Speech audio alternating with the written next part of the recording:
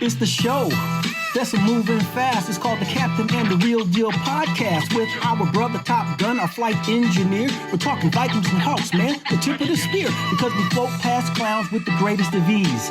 They just buckle down to their knees with the grip of a pit bull locked on the mic. We'll be tearing it up night after night. I'm Captain Luke, an operator. I could never be a faker, and I'm serving you lyrics better than a damn waiter. Rhyming on this microphone, and I just never am alone with Big Gold and Top Gun. You know we full grown.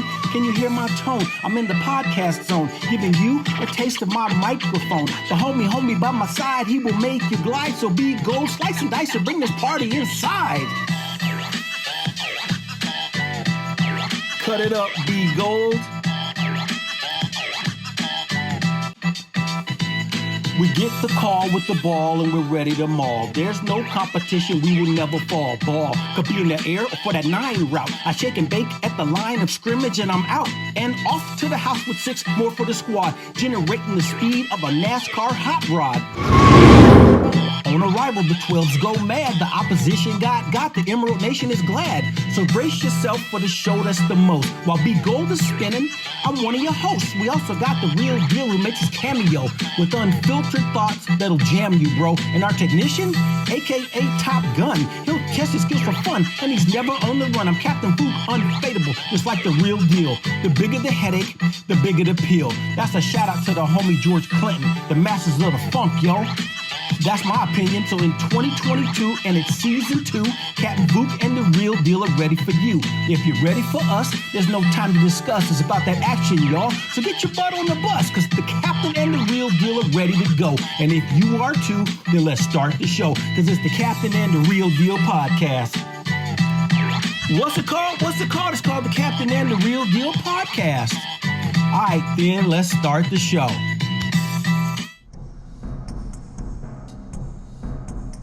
Soldiers, 12s, and all you football fanatics.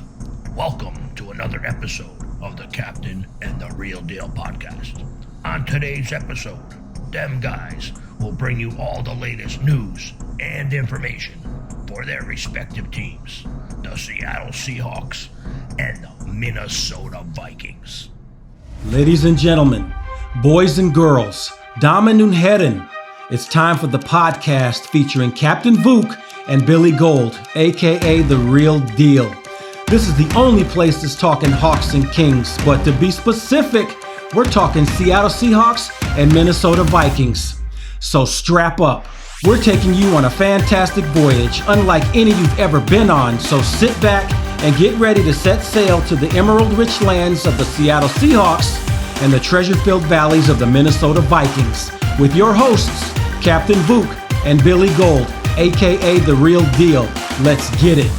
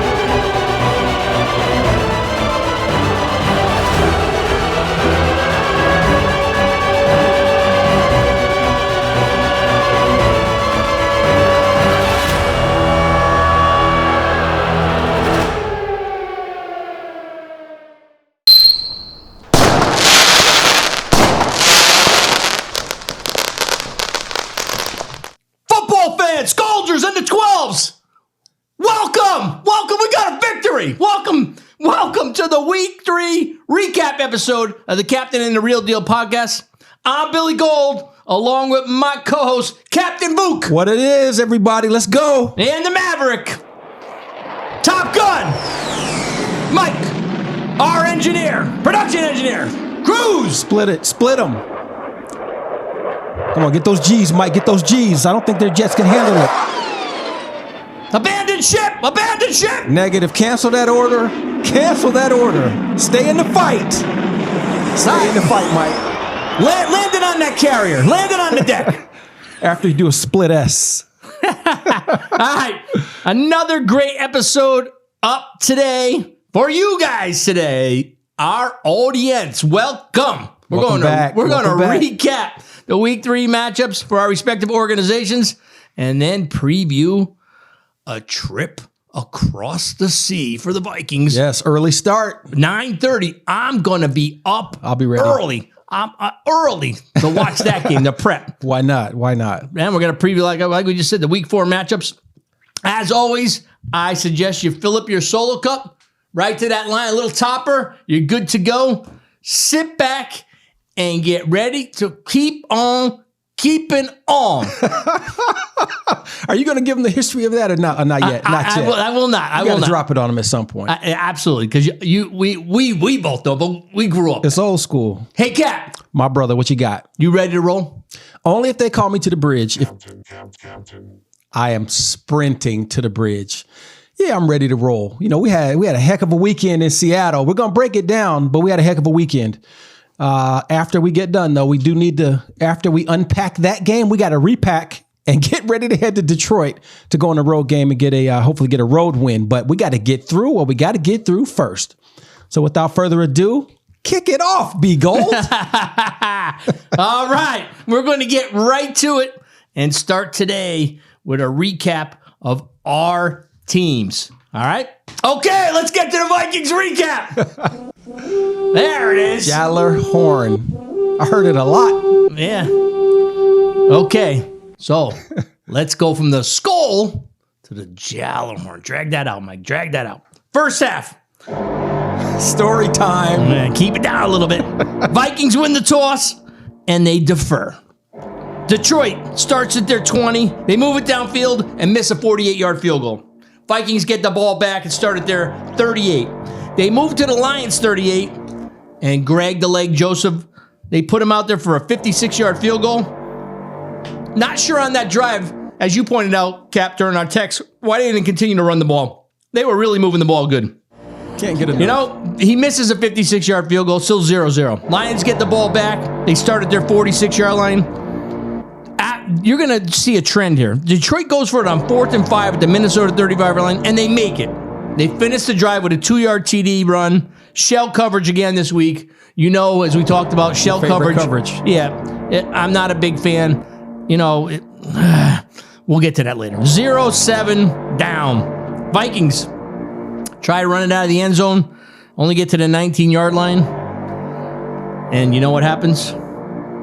3 and out. I was watching. Vikings punt. Lions get the ball back. Start at their 30-yard line. That's the first quarter in the books. Quick. Down 7-0. Yeah, you know, a lot of running the clock.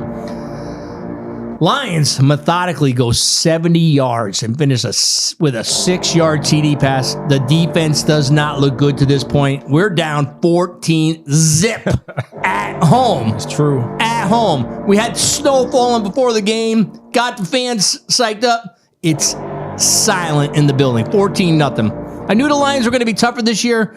Their coach, well, he's a crazy 4th down dude. No fear. He's definitely, or he doesn't like the punter.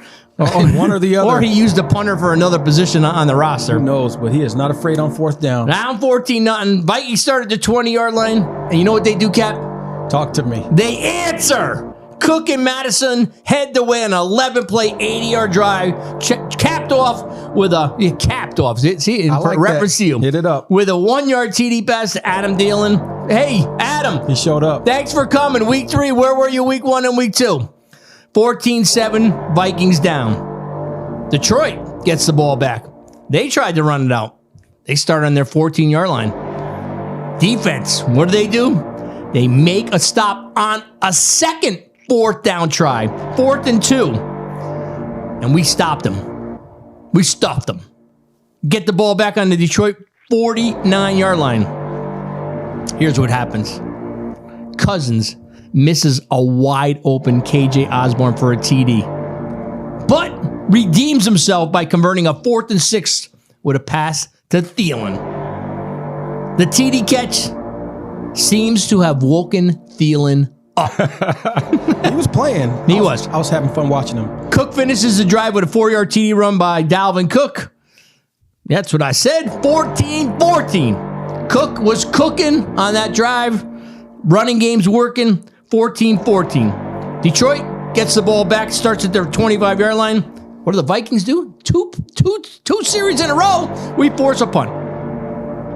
Vikings started their 8-yard line. No one going nowhere. Run the clock out. It's halftime. 14-14. Some ups and downs, but all in all, a good start. Back to 0-0. I mean, yeah, we got back to 0-0. I mean, down 14-9. Second half, Vikings get the kickoff, start at their 26-yard line. Poised to put this game in their favor. Get up, and you know what happens? 3 and out. Punt. 3 and out. How do you come out at halftime with all that time to game plan, and you go 3 and out? Not easy to watch. Credit to Detroit's defense, but I don't like giving credit to the defense. You had the whole halftime. You got to do better than that. Detroit gets the ball, started their own 32-yard line. This coach does not punt. The Lions convert another 4th down, and they get a field goal. Lions 17, Vikings 14. Back and forth. Vikings start on their 23-yard line. Irv Smith, who dropped a pass last week that would have been a touchdown. Yep. Dropped another one on this drive that would have extended the drive. But we do get in field goal range, though another 56-yard from field goal attempt from Greg Joseph. He misses again. Wide right. But to hit, got to remember, his longest career, I believe, is 56 or 55. I think it was 54. Yeah, 50. He's in that area. 56. So, yeah, so he's made 56 in the past, but that's the edge of what he's got. That's a long way. You're trying to do that. All right, Detroit takes over on their 46-yard line. No pressure from the defense. Goff looks like Brady. And the Lions finish off the drive with a 13-yard TD run. Lions up 24-14. Things are looking bleak.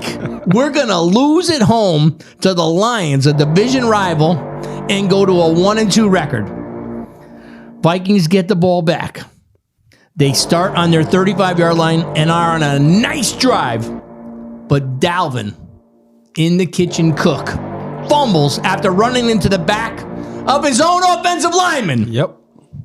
And on top of that, he leaves the game with an arm injury. And then he's ruled out with a shoulder injury. So how did that impact your squad?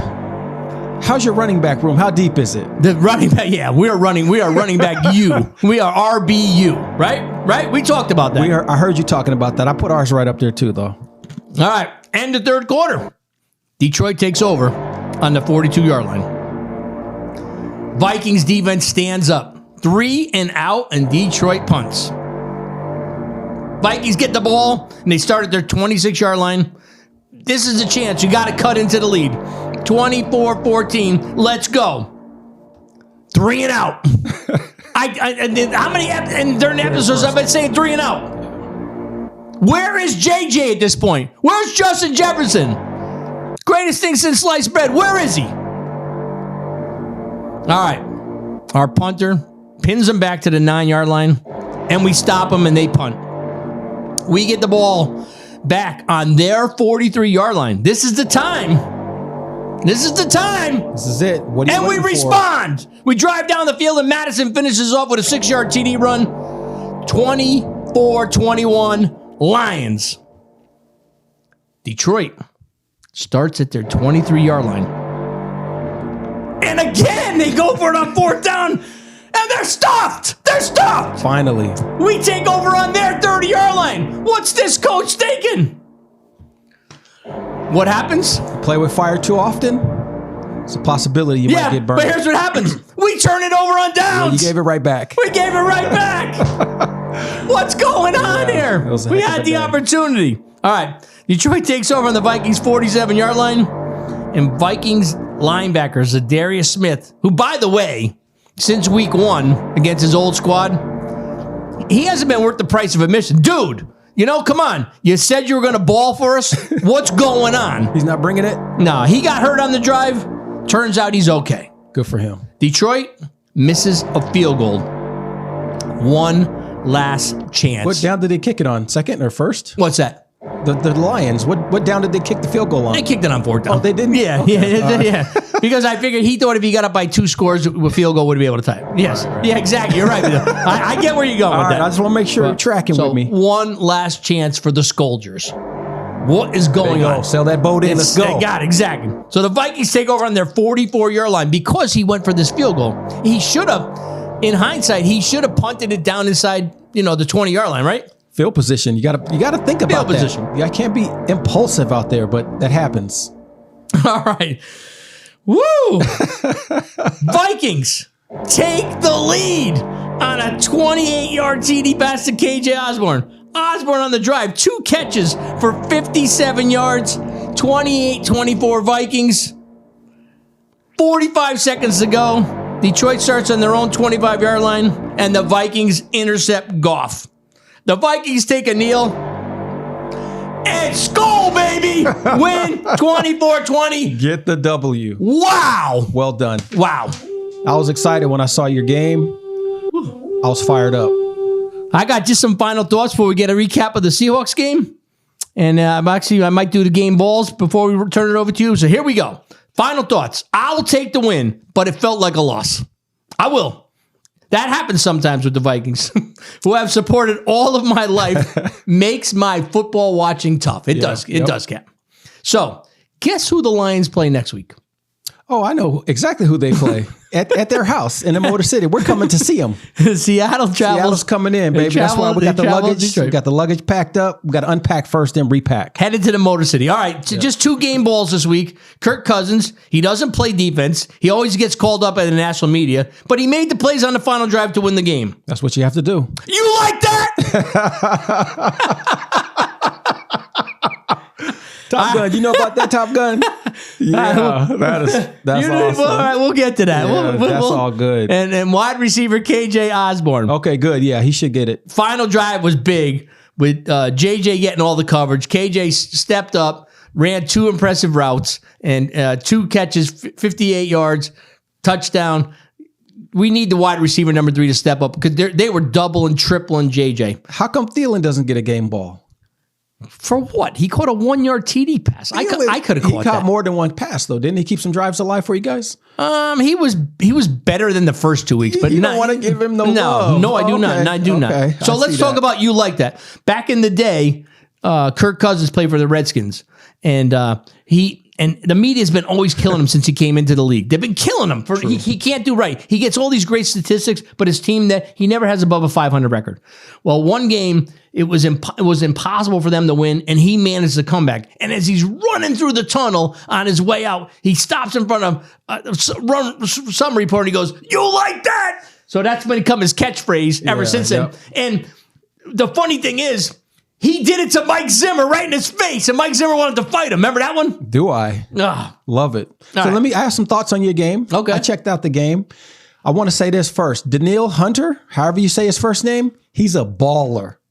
That guy stepped his game up, at least in the first quarter. He helped slow down the drive because this is an aggressive Detroit offense. Aggressive. I mean, as you say, how many times they go for it on 4th down? At least 5. Yeah, in our game, guess how many times they went for it on 4th down? None. We went for it 2 out of 3. Yeah. So we were trying to play some catch up. You started the game, and I know I commented to you with the run, and the run was not being stopped at all. Was not. And I got frustrated because all of a sudden, remember I said don't have fluff. Yep. They started trying to force that pass in there. I just am Didn't need to do against it. that. Didn't need to. I think they're trying to get JJ in the game. You didn't need to do that. Exactly, and that's how things start to happen. So. Go with what working. Your guy Irv Smith got a nice 17-yard strike early on the sideline. Yeah, he got the drop. Dalvin was looking good. The running was looking good. And then they started to try to force it to JJ. You kind of already highlighted that. That can't happen. Can't happen. If they're not open, don't Don't force it. They're taking him away. I had to mention that Thielen got into the game and started balling. I won't go into his details. You broke that down. But I was happy that you all got the win. I wasn't sure. It was a roller coaster ride. Thielen, finally got a feeling, for Thielen. Let's go. But it was good. It was a good fight. You guys stayed in there. And you're playing against a heck of a good team, and I'm going to highlight that here in a little bit. Yeah, they're better. And I got a really good surprise for the old Skull Nation when we get to it. All right, let's get to the Seahawks recap. So, Cap, what you got for us today? I am being called to the bridge again, and I have to show up. As painful as it might be to sit in that chair again, but it's okay. And I'm going to equate it to this. Well, first, let's break it down. This was an extremely exciting game. I mean, it was an exciting back and forth. You got a bunch of wild cards, a bunch of journey folks. We got Goff. They got Goff. We got Geno. Guys have been around the league a little bit. And what can they do? What will they do? Well, let's talk about it. Sue Bird, if you don't know who she is, she plays for the Seattle Storm. So last year she's retiring. Former UConn player. That's exactly right. We love UConn players because they ball in the league. And so she raised the 12th flag, got the energy going, and here we go. First drive, we started off. We get the running back in the game. His name is Rashad Penny. He's also on my fantasy squad. They gave him the rock. He took off. What happened, though? First, I should say that we didn't lose the toss. They won the toss, and they deferred to the second half. So we're like, all right, let's go. Our offense is ready to go. So we get out there. We start pushing the enemy back. Running game is getting established. We have 2 rookie tackles, as I've mentioned before, and I'm very, very proud of them. We actually have 4 rookies starting on a regular basis. 2 on defense, 1 at nickel, 1 at corner. Those are high-risk positions, and they held their own. They're good learning, but anyway, we rock and roll with the first plays. We get up to a 3rd down and 9. Geno goes to DK Metcalf on a 1st down with a perfect passing catch. We get back to the run. We give Travis Homer some work. He gets a pickup of 7, gets us to 2nd down and 3. You got something for me? Bring it to me. You going to bring in Socrates? Yeah, did Socrates draft him yet? I don't know. Did he add him to his squad? I don't know, but I think he got a W this week in fantasy. He did get a W. So shout out to Seattle Socrates. Well, we'll talk about that later, but who would have thought that? Exactly. So we almost got Atlanta in a too many men on field defensive play, 12 men on field, because the noise in there was starting to get to them. But they recovered. It gets to 3rd and 3, and then we take 3 yards. We don't get stopped, but we need to, I think, continue to do the running all day as well until you're forced to do something different, because it just sets up everything else. So that happens. It is what it is. 7 minutes and 29 seconds left in the first quarter. Now the Falcons have the ball. This is their first drive. They get a 21-yard pass from Marcus Mariota to Kyle Pitts. And can I get a bam bam in right now, Top Gun? This was interesting because it's a 21-yard pass on the sideline. First quarter, Josh Jones comes up and straight bams Kyle Pitts. And I'm hoping that this is going to set the tone for the rest of the day. How'd that work out? It didn't work out. Okay. Our defense has work to do, and that's where we need to shore up the most. Offense made some bad plays, but they were pretty much consistent in dominating all day. All day, as you say. And then in the fourth quarter, which I'll talk about, we had a bit of an implosion that we were not able to recover from. But back to the first quarter, 6 minutes and 55 seconds left in the first quarter. Geno hits DK in stride, and we get our first touchdown. I will highlight that a little bit further as we push forward, because I need that segment for later, because there's not a lot of segments I can pull from today. But it was a tough time for us. We had we faked the run on some play action, and Geno placed a beautiful 36-yard pass to our tight end, Colby Parkinson. And I want to touch on the tight ends really quickly. I've been screaming and hollering for them to get into the mix for years. Okay. Prior to the podcast even beginning, you know that. Yes. They threw 9 passes to our tight ends on Sunday. 3 of them went to Will Dissly. Will Dissly. He caught all 3 and he got a touchdown. He took it to that place that we may touch on later. Yep, saw it. It threw 2 to Colby Parkinson, and then 4 to Noah Fant, and they caught everything that was thrown their way. That's huge, and that's something that will happen if you throw it to them. So Shane Waldron was on his game. Geno, even after the game, commented on how the OC was on it. You never hear that. I don't. Nope. So that was encouraging. we got to the end of the game, but we're gonna walk our way there a little bit more. I want to highlight a few other things before we get to the part where you can come after me, or should I say, before you can come after Gino, like the rest of the world likes to do. But we got your back, Gino, regardless. So let me move forward to Kobe Bryant. Kobe Bryant, 19 seconds left in the second quarter. He gets a huge sack on Marcus Mariota, and it was almost Bam Bam worthy. So I'm excited. This is a rookie. Playing well. Yeah, 2nd and 16 makes it a 3rd and 22. You hear his name every week. That's huge. We're going to move forward a little bit further to the second quarter where we get Tyler Lockett involved. You heard of him? Yeah. Yeah, when you think of things like pledge and things that wax furniture, I think veteran. You think of more polished, the most polished receiver, veteran. Tyler's polished up, baby. That's my guy right there. Second week in a row you said that. Yeah, so I said it every episode. I try to get it every week I can. But hey, Tyler, Cap loves you, dude. You're polished. So first down, we toss it, and the most polished receiver gets a nice catch for the rock. It's a busted play, but it's okay. We take it. We basically, and I don't want to go through like blow by blow because it's kind of painstaking because it leads up to the fourth quarter, but I want to say that our offense basically was dominating. I look at the stat line. You hear me talking about. What was the final score? I'm going to give that to you shortly. Okay. But I'm always talking about time of possession, the turnover battle, how many yards do you get on offense? How's your defense holding up? And I'm going to just give you this. The first downs, we had 23. They had 24. Passing first downs, we had 15. They had 13. Running first downs, we had 8. They had 8. So we're pretty balanced. Third down efficiency, they were 4 for 7. We were 9 for 17. That's not bad. Fourth down, as I said, they didn't go for any on fourth. We went for 3 of them. We got 2 of them. That's a bit of a sign of desperation. I don't necessarily like it, but the times that Pete did it, I was with it. Total yards on offense, we had 420. They had 386. And I can tell you're waiting to pounce. I just saw that glare in your eye. So we'll give you that chance. Just hang on. Penalties, we had 6 for 47. One of them absolutely blew us up to the point where, like I said, we couldn't recover in the end of the game. They had 2 for 15. And then time of possession, we had the ball for 31 minutes and 46 seconds. They had it for 28 minutes and 14 seconds. So if you looked at it on the sheet, it looks like that you would think that the Seahawks were to win this game. But as you know, we did not win this game. I do know that. You do know that. On paper. And then that's not where it counts.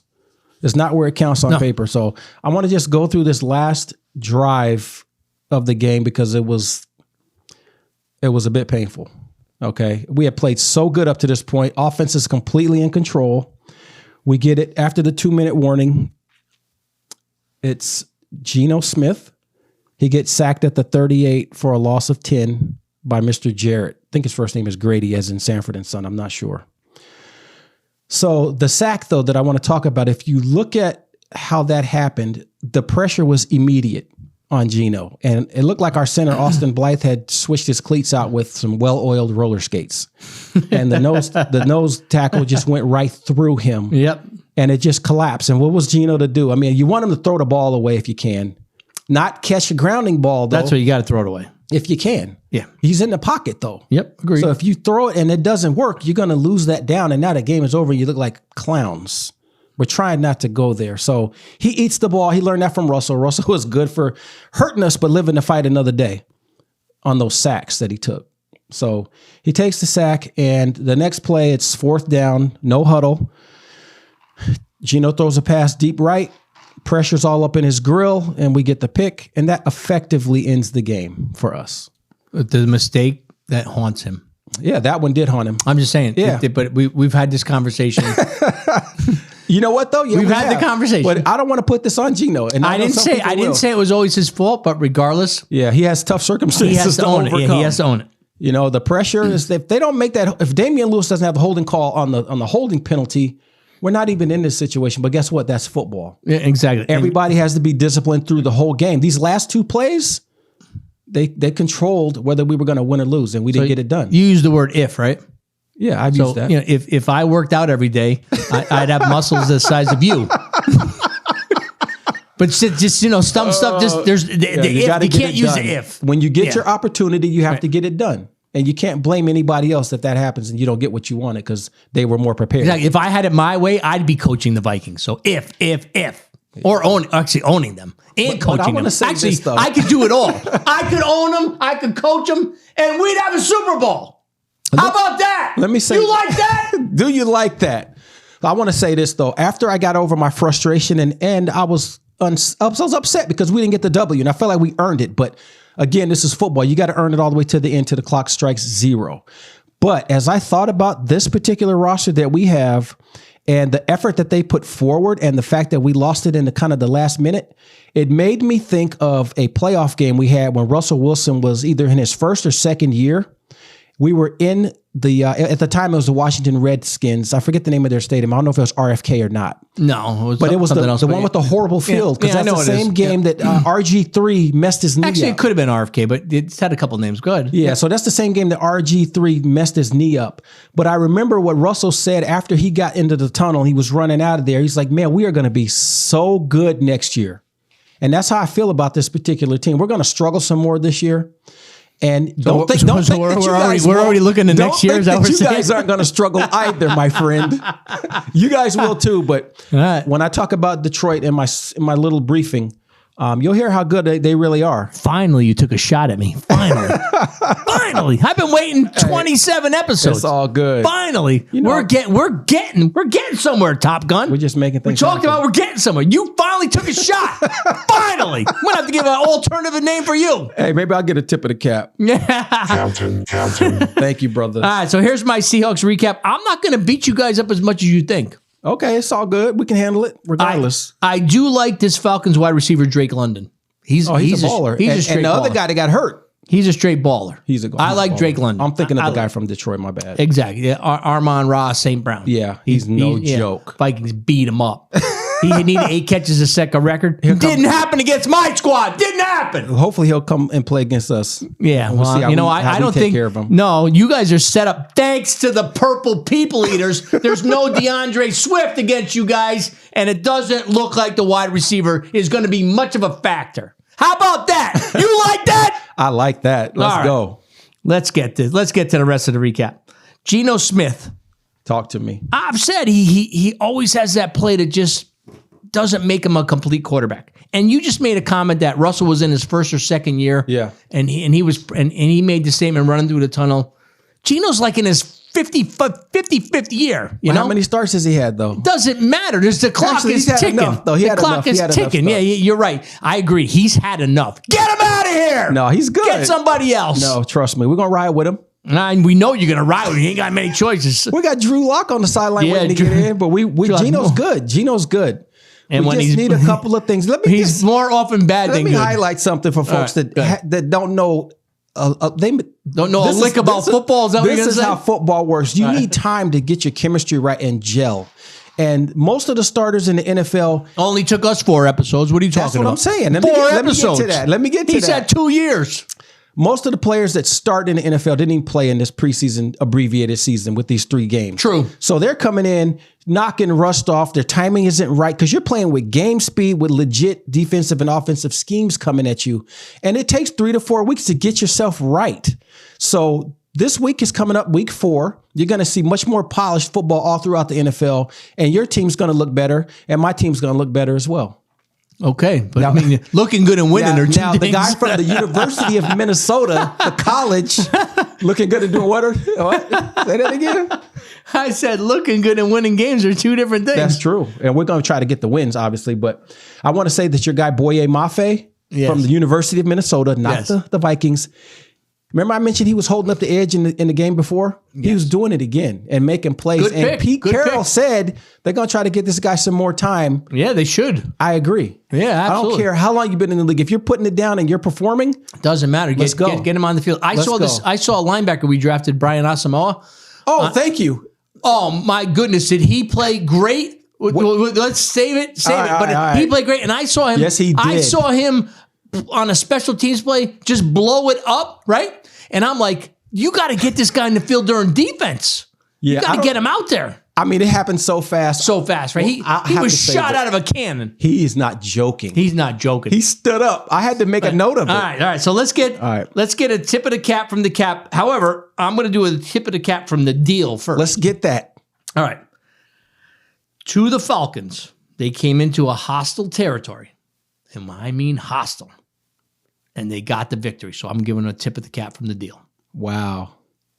I can't say nothing about that. They got the W, and you gave them a tip of the cap, and they were in our house. Yeah. So that's the effective, the same as coming in, knocking over some spaghetti, not cleaning up, spilling milk in our living room, opening the fridge, leaving it open all night. Exactly. And we couldn't do anything about it. It can't happen. Okay. But you know what? I gotta say this. Mariota has you say, I said Geno doesn't have a chance at this late in his career, but Mariota did it. So there is two journeymen. There is a chance. Yeah. Journeyman. I just heard you say journeyman. Yeah, they've been bouncing around a little bit. So it is what it is. We'll be dialed in on the draft next year. What do you got a tip of the cap? Tip of the cap goes to Geno Smith, honestly. I know he threw the pick at the end of the game, and he got a sack that he really couldn't get rid of, but he was 32 for 44, 325 yards, 2 touchdowns, the 1 pick at the last play of the game that we had the ball on offense. I mean, he didn't get sacked at all the whole game except for those 2 at the end. So the offensive line did a decent job, running backs, the receivers. The defense and not being able to tackle runners, that's where we fall down and fall short. So we got to fix that. Special teams, love them. So that's where it's at. Tip of the cap goes to Geno. All right. We'll take it. Bam Bam moment. I'm gonna start this one off too because we got to find this video. And then you can do your Bam Bam moment because I know you got a Seahawk player coming up.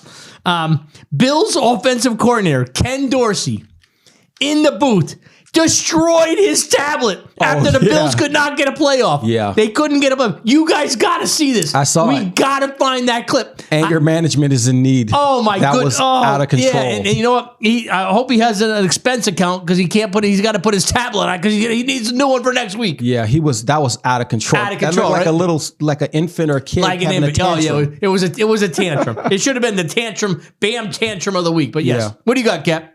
All right, so I already got the first one in there with Josh Jones knocking Mr. Kyle Pitts, into another dimension. This is the first time I'm doing this, T-Gun. So if you want to give me, can I get the third down horn for them Vikings? There we go. Number 33, Mr. Asamoah, with 8 minutes and 46 seconds left in the second quarter. I don't even know who the dude is that he hit, but he straight hit the snot out of him and earned himself a Bam Bam award. I was impressed. That was a serious collision. Hats off to Mr. Asamoah. Yes. And a cool last name, too. And boy, they say the sideline speed is incredible. So he wrecked that guy. It was so fast. I was like, who did he hit? I don't even know. It was great. All right. That was good. Mike's got some work to do. That caught him off guard, though. He wasn't expecting 12 to ask for that, but all right, let's move on. You got to move fast on your feet, right? Exactly.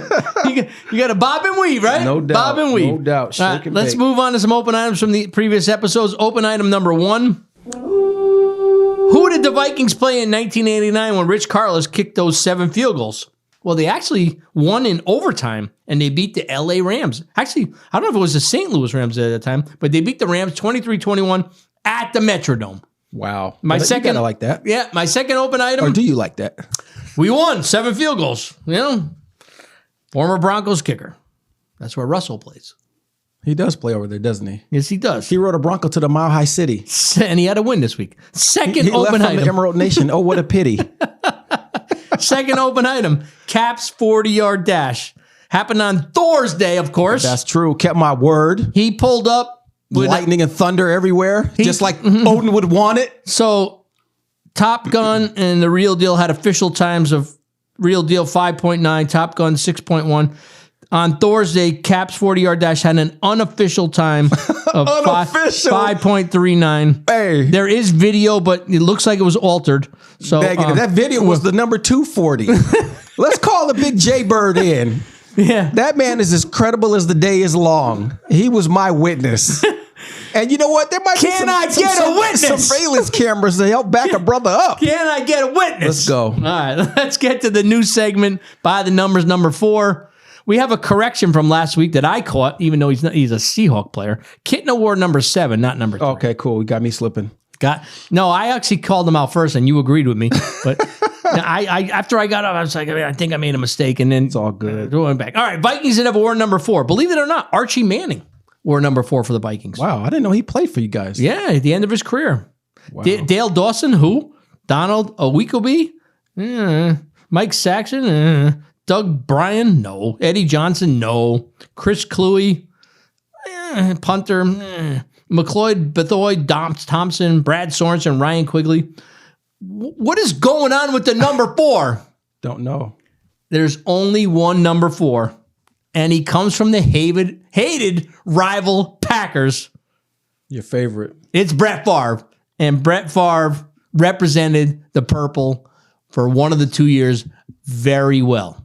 So Brett Favre is my choice for the Viking for number 4.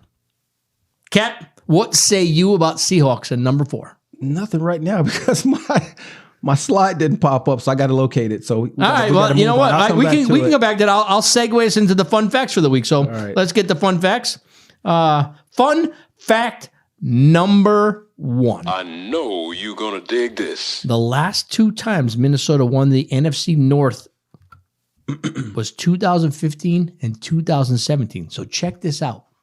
They began their season with 1 win at home and 1 17-point defeat on the road. Eerily similar to what's going on the first 2 games of this year. So that's fun fact number 1. Let's get to fun fact number 2. I know you're going to dig this. The Vikings' new punter has a new nickname after his brilliant success. You got to look in your camera because your smile is like like Christmas. Start the season. Do you know what that new nickname is? I want to hear it. It was created and assigned by special teams coordinator Matt Daniels, a fitting man for the job. He's impressed with Ryan Wright's start to the season. So the Tulane alumnus Green Wave. is now called Mr. Wright. Are you serious? You like that? I'm going to reserve my opinion on that one. All right. You ready to go for yours, or want me to do the not so fun facts? Let's hit it. So in Seahawks history, we had 6 individuals who had the number 4. A few of them I never heard of, like Don Bitterlich. Never heard of him from 1976 to 1976. So he may not have made it through the season. Might have played a couple games. Michael Dixon, who we have right now, punter, all-pro, baller. Trent Dilfer. Rock that number for a minute. Steven Hauschka, Yeah, kicker. my favorite Good kicker for the Seahawks.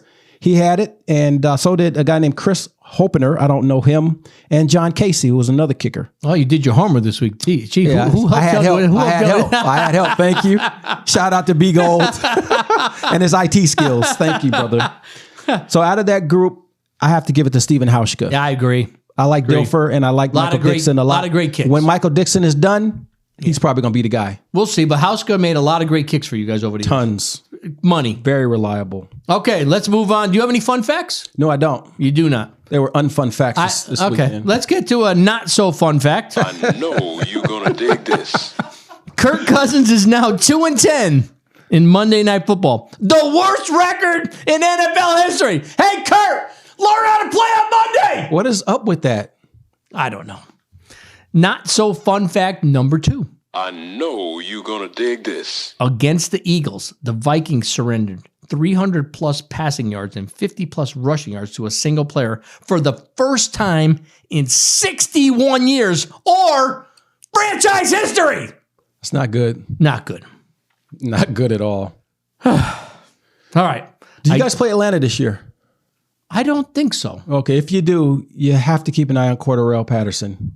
He's You're a familiar Viking. with Yeah, him. exactly. Yeah, Jet. Why did you let him go? Jet, because nobody could figure out how to use him back in the day. Oh, boy. He still leads. He's still our all-time leader on kick returns for touchdowns. They don't even use him for kick returns on there. He's a better weapon on kick returns, and they should find a way to use him on some creative plays. But full-time running back, he's had his ups and downs this year. But some weeks he's fantastic. He's like the offensive version of Weapon X. All right. Remember him for the Philly? I do. I do. That's homework for the crowd right there. Exactly. So Weapon X, it's an open item, Cap. You might want to. I'll bring it back next week. See if you can figure who that is. Weapon He's a X. Hall of Famer if you want a hint. Weapon X. All right. So let's get to one of our new segments, Taking It to the House.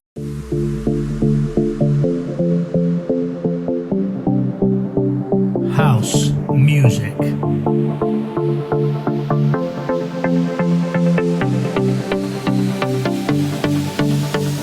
Welcome to the 479, the home of the rhythm and the rhyme. We'll never bow down to the other shows. The 479 is the one that knows. Not followers. We are leaders, exceeders, sharp as cleavers.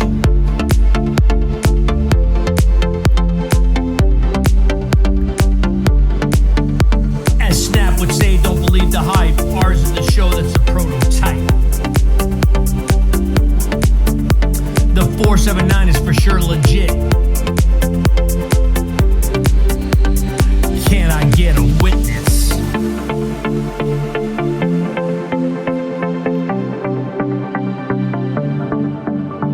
We make the picks during the show, making you the money as you know.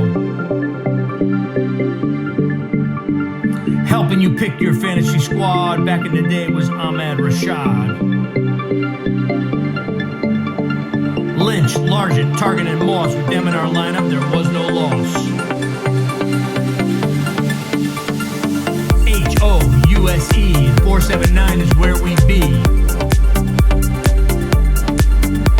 The deal, the booth, and the gun. Sharing our knowledge, having some fun. Thanks for hanging and joining our flow. Week to week, another new show. House music will take us out. It's old school, there is no doubt.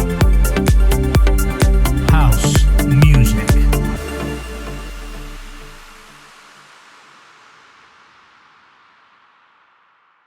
HOUSE. The 479 is the place to be.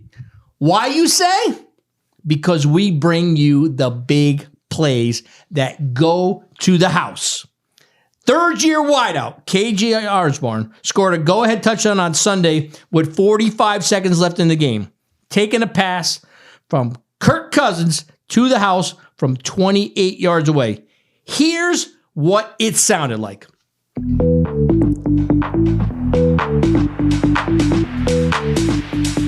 50 seconds left on the clock.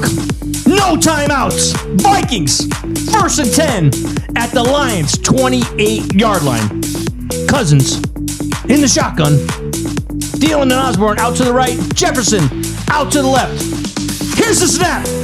Cousins drops back. Has some time. Feels the pressure. Osborne breaks free. Cousins hits him in stride. Osborne to the house! To the house! Vikings take the lead! Vikings take the lead! With 45 seconds left! Touchdown! Touchdown! Vikings!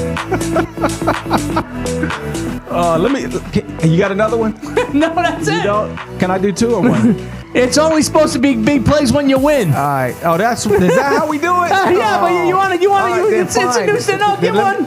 No. You got to get a little practice in. We didn't get the W, so if You that's got the to get rule. the W. If that's the rule, that's the rule. All right, let's fade that out.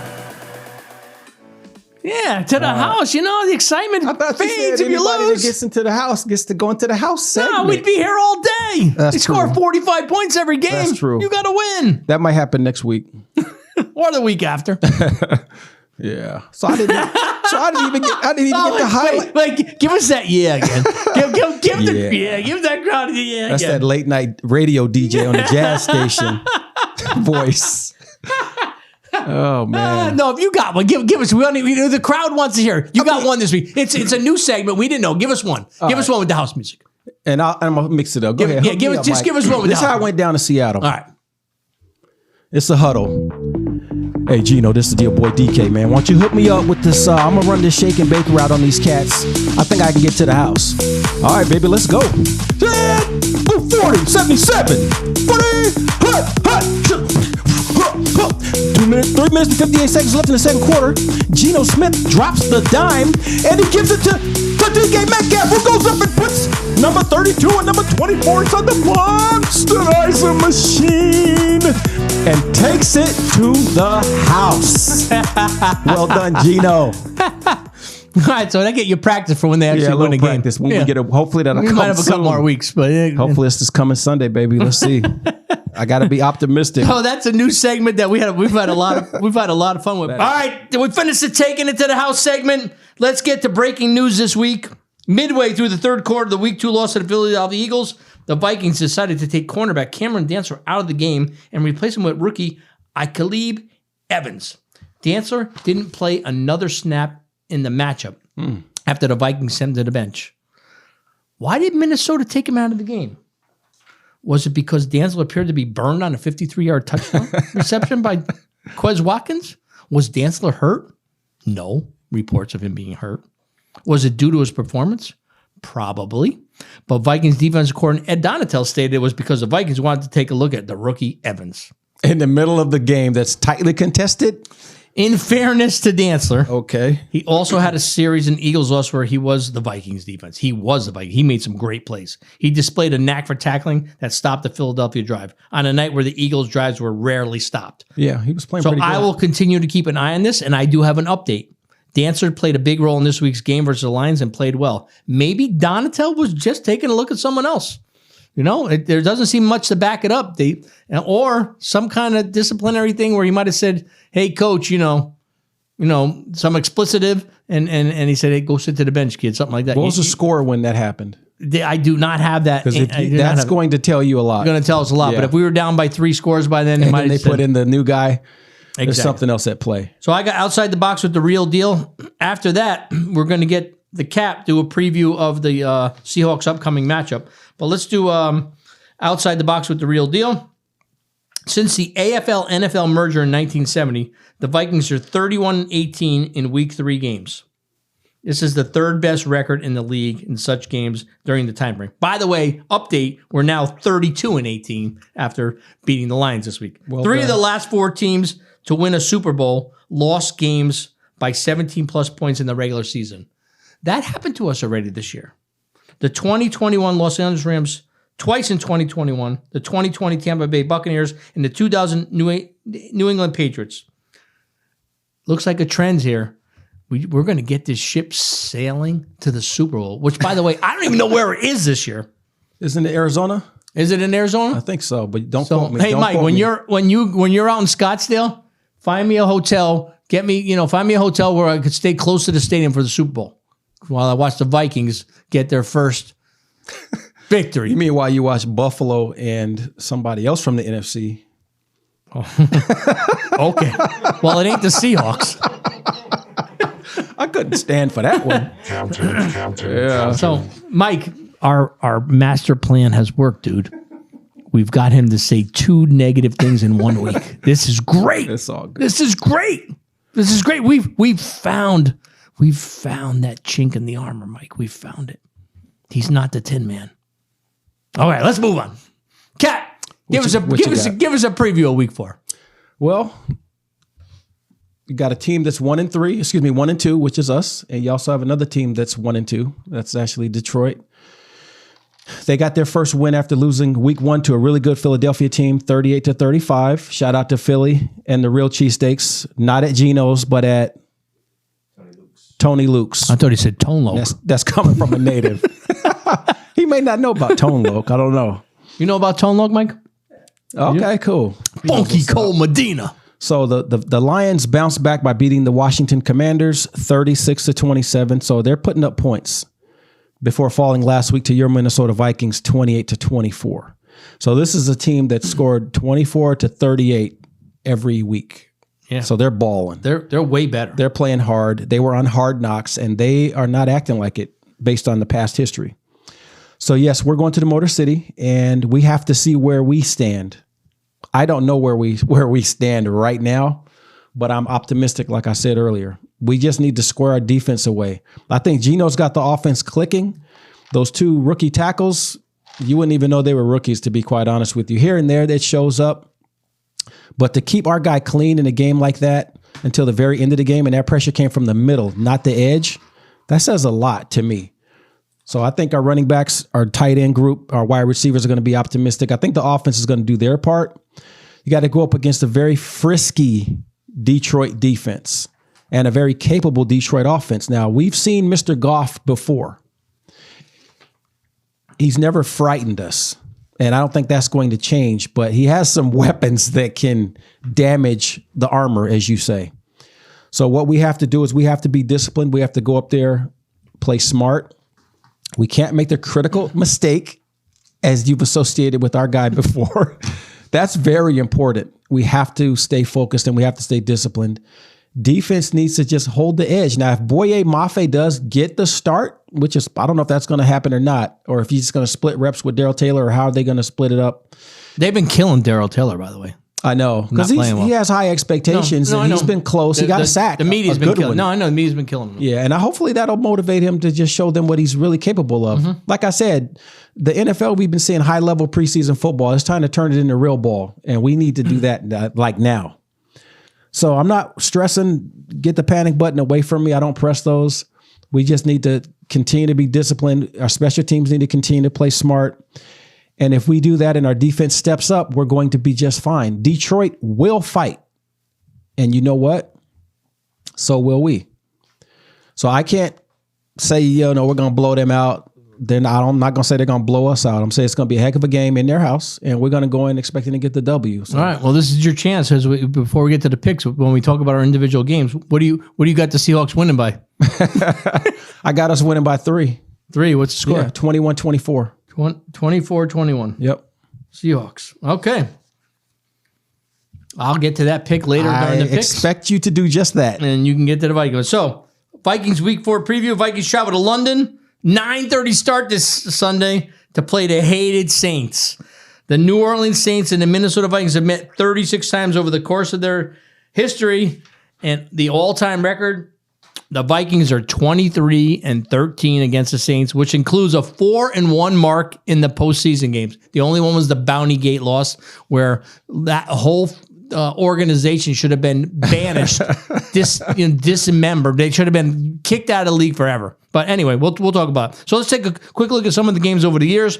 2009 championship game, NFC championship game. Most fans know how this game ended. Brett Favre and Adrian Peterson led Vikings were on the cusp of a Super Bowl appearance, but then came Bounty Gate. It arguably ignited the modern-day rivalry between the two teams. Whew. Many of the Vikings players and coaches claim that Seattle players were intentionally trying to hurt Favre. The New Orleans franchise was given some penalties for Bounty Gate, but not nearly enough, and their defensive coach, Greg Williams, should never have been allowed to coach in the NFL game. Did you say Seattle players were trying to hurt Favre? No, New Orleans Saints. Okay. Saints. I said Saints player. Okay. If I said Seattle, I said Saints. Saints, my bad. Give us a break. I think I said Saints, but we check. Go to Marv Allen. Said check the video. Check the replay. All right, 2017 NFC Divisional Playoff game. New Orleans traveled to Minneapolis for the NFC Divisional game to rematch the Vikings, who had beat them in the first game of the season. For 3 quarters, Minnesota played well and largely dictated the game. However, the fourth quarter, the Saints would rally back and kick the go-ahead field goal to make it 24-23. With just 25 seconds left. You know what happened next, Cap? Tell them. The Minneapolis Miracle. Case Keenum to Stephon Diggs, 27 yards. He made the catch. He was surely going to be tackled by Saints free safety Marcus Williams. Instead, you know what happened? Williams, he whipped. He whipped the tackle, and Diggs ran in the end zone to complete a 61-yard game-winning touchdown. The Saints, thank you. The Saints season was over. It was over. And the play would forever be known as the Minneapolis Miracle. Yeah, well. Yeah. Good. My cousin, I got a lot of family down in Louisiana, and they were watching the game, and me and my cousin were going back and forth, and he thought the game was over, and he could not believe it. He was super hyped up. They call it one of the most depressing days in a New Orleans Saints fan's life. It was a tough day. And I will say this. It was a tough day. The coach, Sean Payton, was on the sideline doing this after he went up. Skull! mocking the fans. And then after he had to crawl out on his... You can't do that. He had to crawl out of the stadium because they got bushwhacked. And finally, 2019 NFC wildcard round. In 2019, the Saints entered the wildcard with a 13-3 record. Very good season record. While Minnesota entered at 10-6. Saints are at home. The game would go to overtime, and the Vikings marched 75 yards in 9 plays and won the game on a touchdown pass to tight end Kyle Rudolph. That's a long way. The Saints, who thought they were Super Bowl favorites, had their season ended again at the hands of the Minnesota Vikings. It was the first road playoff win for the Vikings since 2005. So, I got this week in London, the Vikings win 30-20. Let's get to the rest of the picks. Last week, the real deal was 9-7, and the cap was 8-8. Yearly totals, the real deal stands at 27-20-1, and cap is 26-21-1. So I got a 1-game lead. So let's get to them. Yo, it's time for the picks, the weekly predictions by them guys. Get your notebooks out because they rarely miss. Make way for Captain Book when he makes his picks. You can't touch this dude. Reppin' Hawks in the Emerald Nation. All units, battle stations. So welcome to the battle zone. It's a place where Captain Book is never alone. With his guide, he goes by his side. Sporting purple, always ready to ride. A real Viking maniac. Never afraid to go on the attack. And when needed and comes the real deal, he's got a real feel for NFL skill. So listen close and get the word. Don't be the one who hadn't heard about Captain Book and Blue Gold. Dropping knowledge, truth be told. Through the picks, battle tested. Boom! All right, let's get to the games. Let's go. Dolphins at the Bengals. I got, Miami's been playing great. Cincinnati bounced back with a win this week. I think Tua's a little hurt. I got Bengals 26-24. I got Miami getting it done 24-20. 24-20. All right. Let's get to the Vikings at the Saints. I already got a 30-20 score for the Vikings. What say you, Cap? Unfortunately, I think the Saints are going to pull this one out in the foreign soil, 27-23. 27-23. Okay. Bills visiting the Ravens. Game of the week. Bills are going to be on mad after losing to the Dolphins. I don't. They get a new laptop or tablet for their offensive coordinator. Might be able to call some plays. But I got the Bills. I got the Bills winning 31-27. I have Baltimore winning 37-30. And again, I think this might be the game of the week. Yeah, I agree. I should have said that game of the week right here. All right, Browns at the Falcons. Falcons continue to move the needle forward, 30-17 at home. Wow, I got Cleveland winning 31-17 as well. And is that game in Atlanta or is it in? It's in Atlanta. In Cleveland, okay. All right, you got Cleveland 31-17. I do. All right, the Jets fly into to Pittsburgh to visit the Steelers. I got the Steelers squeaking this one out 23-20. I have Pittsburgh winning 20-17. 27. We went a lot against each other this week, so there's going to be some changes in the overall standings. Commanders at the Cowboys. The Cowboys, I have the Commanders winning this game 23-20, but I'm going to switch that up because the Cowboys played pretty good against the Giants last night, and they're going to win at home. I'm going to change this. I'm going to go with Dallas. 23-20 against 23-20 against the Commanders. I got Dallas. What do you got, Kev? I got Dallas getting that done as well. They did look really good. 28-17. 28-17. Yeah, right. I'm impressed with Mr. Cooper Rush. Exactly. And the tenacity of their wide receivers. Exactly. I was surprised at that energy they were bringing out there. Let's get to the Jaguars at the Eagles. Eagles. I know Jaguars have played good this year. I got the Eagles have been a pretty monster team. 27-17, I got the Eagles. I got a low-scoring game there. Philly 17, Jacksonville 10. You got Philly. All right. I do. Bears at the Giants. Giants, I thought they would. They actually played pretty. It was a good game last night. I got the Giants eking this one out at home 21-20. Where's that game at? Giants, Bears at the Giants. Yeah, I definitely got the Giants getting knocked off. Where's it at? You got Chicago? Yeah, 27-14. 27-14. 27-14. Okay, let's move on to the Chargers with a banged up Justin Herbert. Tried to tough it out last week, but they got defeated. They're visiting the Texans. I think he's gonna nurse this for a while, but I got the Chargers 23-13. I got the Chargers winning 28-17. 28-17, LA Chargers. Tennessee Titans at the Colts. Oh, this is another good matchup. I know Matt Ryan's kind of over the hill, but I got the Colts at home 24-23. Over the hill. I'm taking Tennessee 20-13 over Indianapolis. 20-13. All right, we got the Cardinals at the Panthers. I got Carolina 30. I got the Cardinals 30.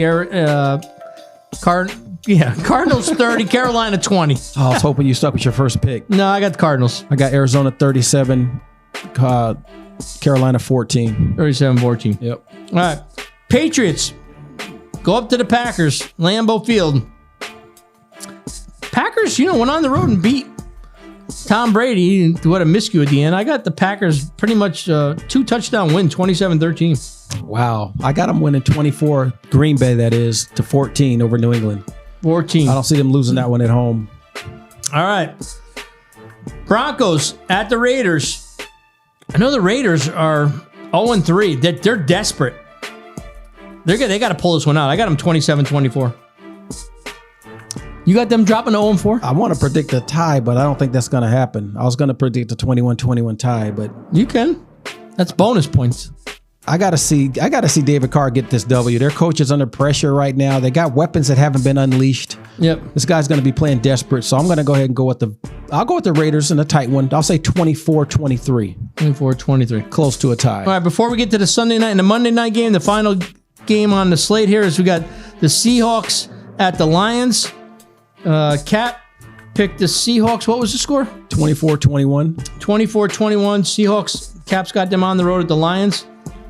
I got the Lions getting by the Seahawks at home. They played really good this year. The coach goes for everything on fourth down. He doesn't punt. I got Lions 52, Seahawks 17. Lock that down. Lock it down. Lock it down, brother. It's all good. I love it. Let's go. Sunday night. He's going to be stewing all week on that one. It's all good. He's going to be stewing all week. If they drop a 50 burger on us, I can't say a word. I never picked a game above 40. I know. You didn't even believe there were 40 burgers last year. So you all go 52. That's disrespect to the Emerald Nation. Y'all catch that? No. Y'all just trying to get the Caps' attention. It's all good. Trying to get the Caps' attention. I love you 12s. I love you guys. Oh, man. Chiefs go to the Buccaneers. Chiefs 34-24 victories. I got the Chiefs winning that game 30-17. 30-17. All right, Rams go to the try and get a San Francisco treat, but they don't get it. I got 49ers 31-27 winners. There we go, opposites again. I got the Rams getting it done 21-10. They're going to show you why they went to the Super Bowl. All right. All right. Oh, yes. You can fade that out. Let's get to the fantasy football segment. Oh, I like that. We'll take that. Top Gun came out the hat with it. All right, bring it down a little bit, though. Man, I always want it up higher, but it's all good. Well, you can't hear us then. I know. Little too much. That's that Philly in him.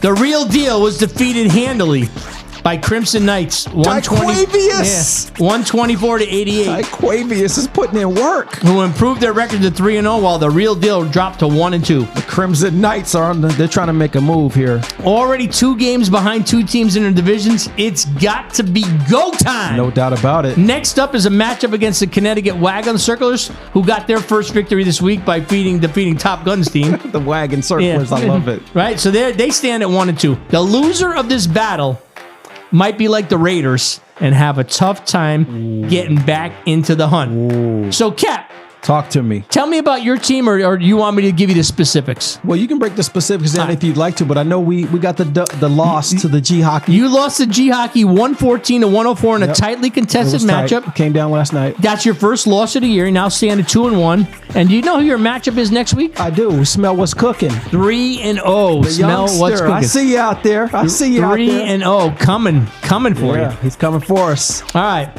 Big Mouth New Haven Naturals stayed undefeated by beating the Game Hunters. We got to get the phone line up. 125 to 102. Jay, I'll meet you. We're going to go find this guy. We're 3 games into a season, and he thinks he's crowned and champion. Boy, he's got a lot to learn. And we're good. The league's going to bring it to him. The league is... New Haven Naturals is on notice. The league is coming for you. A lot of good teams in this league. There is. All right. As I mentioned, Top Gun's team, Connecticut El Gravator, gave the Wagon Circlers their first win and dropped to 1-2. I wanted to see who the undefeated teams are playing next week. Final score, 103-89. Yeah. You should check that out. Seattle Socrates. Got to give him a nod, you know. I kill him when I kill him, but you know what? He got into the win column, but he still hasn't reached 3 digits. If you don't get 3 digits, you ain't winning many games, dude. So, but take the victory, 98-73. I think the other team only started 4 guys. But hey, a win's a win. Oh man, a win's a win. Taking it blow by blow. No, we're gonna really expand on this podcast. So let's fade that out and let's. And it's just 3 teams: New Haven Naturals, Crimson Knights, and was it the last one? It wasn't Seattle Socrates. That's it. No. And smell what's cooking. That's it. That's 3. 3. All right, let's move to the next segment. It's the podcast.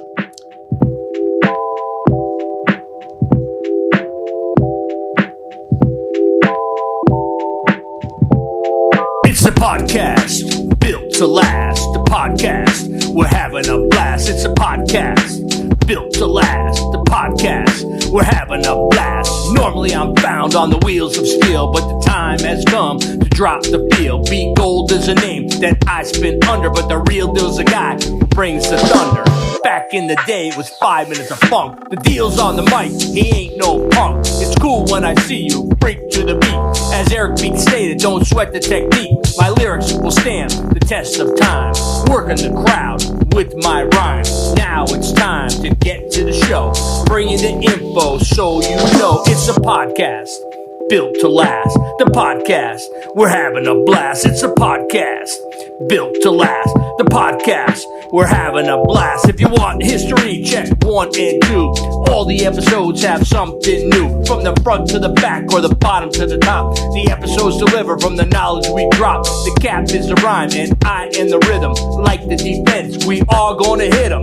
With the fun facts and the skull jam. The real deal will continue to rant. Cat brings Hawks news to the show. Never losing sight, keeping the flow. The blue and the emerald green. Cat will tell you who's on the scene. Delivering hits on game day. The bam bam moment for today. It's a podcast built to last. The podcast, we're having a blast. Another episode is in the books. Keeping it real with the hooks. Tune in again later next week to hear more from the streets. Bringing the news for our teams. Nothing's off limit, so it seems. Thanks for hanging, checking us out. We'll be back, there is no doubt. Yikes! Flame. All right. That was hot. That brings us to another end of a great podcast. Scolders 12s, all you football fanatics. We are like on the early part of the season and things are going to start to shake out. We're having some fun. We're giving each other a little grief. We got Cap on the edge, which we've been trying the technique. Don't believe the hype. Like that, Ron? Don't believe the hype. Right. It's all good. Thanks for tuning into the podcast today for our week 3 recap and our week 4 preview. Tell your friends, families, and coworkers about the show. Have them tune in, and we're getting them to subscribe and follow the show. Week 4 is upon us. And the game in London versus the Saints is on the slate. The Vikings need to stay aggressive in their approach to keep the momentum going. Big Mo got to be going this week. Need them. Next episode will be the Week 4 recap for our teams. Keep on keeping on, Cap. Bring us home. Well, first of all, I want to thank the new subscribers that we got this week on the YouTube channel. Appreciate that. Thank you for the feedback, too. As you can see, we're putting in work on it. We're putting it working. So shout out to the Scolders as you get ready to travel across the pond to try to represent the treasure-filled valleys of the Minnesota Vikings. You got your work cut out for you, but you're built for it. And that's an early game. So after you watch the Vikings take care of their business, tune into Fox and watch a 1-2 and a 1-2 team, two of them, have a little blue-collar business meeting. That's what's going to happen. And I'm hoping that my Seahawks get it done. So shout out to the Scolders. Shout out to the... Honest good luck to them, really. I know we goof around. It's all love. It's all love. So shout out to the Emerald Nation. Emerald up, baby. Let's get it done. Peace. Thank you, everybody. Skol! Let's do it.